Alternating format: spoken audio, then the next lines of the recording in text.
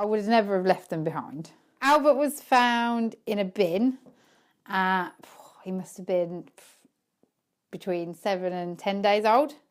So he still had his eyes shut and he practically had no hair. Bless him. So, yeah. And he's been with me nearly 6 years now. So that was in Egypt. And he was found with his brother Leo. So I hand-reared them both. Unfortunately, Leo was eaten by dogs. So, which is what happens out there with the street animals. But yeah, Albert's a big, strong, healthy chap. Gina picked me. Gina walked through my door one day, probably 6 weeks old, and never left. He was poisoned, and from infection, he had all the skin cut off his stomach, which was pretty rank, and he spent 8 weeks in the vet just for it to grow back together. So he doesn't have any nipples anymore. Bless him. John's the old man. John's about 7. I've only had him 3 years. He's FIV positive and he suffers from cat flu.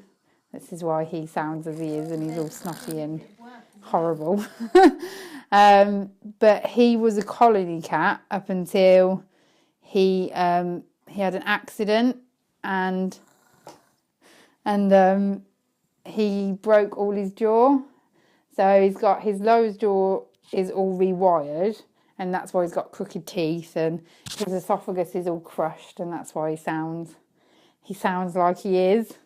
He's blind in one eye, and he suffers from ulcers. Apart from that, he's friendly. So that the kids did that to John, which is, again, Egyptians lack education. They lack, the cats and dogs are vermin rather than cats and dogs. So poor old John. I actually met him first in the vet.